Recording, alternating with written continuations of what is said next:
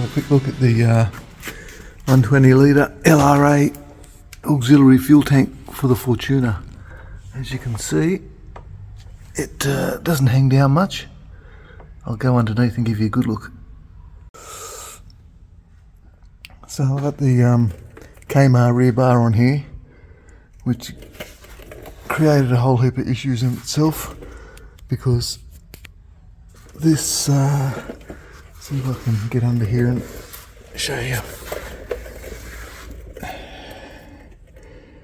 Okay, if you can see what's happening there, this bracket here was bolted to the chassis rail, so they had to cut it and weld it onto the rear bar because it supports the tank across the back there on both sides.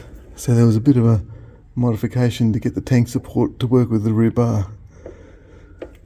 Yeah, we'll have a look around the other side. This is the opposite side.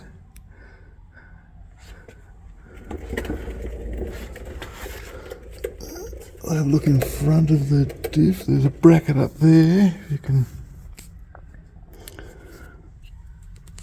see up there on top of the mounted to, it's got like U-bolts, if you can get in there, U-bolts that go over that chassis rail and hold up the tank.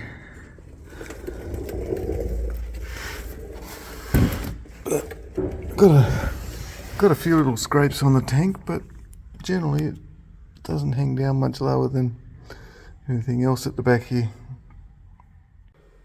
So filling the tank, a little bit different to normal. As you can see down in there, but you have two holes. That one fills, the front one fills the normal standard tank, the back one fills the LRA tank. And to transfer fuel, it pumps it from the back tank through to the front tank, up just down there in the filler. So if it overfills, it comes up this one, goes across and goes back in. So you can never overfill the front tank, it just keeps recirculating it around until you remember to turn it off. So that's a good thing. Inside the car you get this little gauge, I suppose you'd call it, with 4 green lights on it and a button. So the button's the transfer pump. Push that button and it transfers fuel from one tank to the other tank. And you just got 4 green lights to let you know how it's going down. Pretty simple really, just got to remember to turn it off or it just keeps going around and round and round. What else? It's the gauge is slow to catch up, so I usually turn it off at 3/4, and then in the next 10 or 15 minutes the gauge has gone up to full. That's on the main gauge on the car up here. That's this gauge up here. This one is slow to move, so remember to turn it off at 3/4 and then it'll stop pumping and it will just keep going up that gauge and get to full.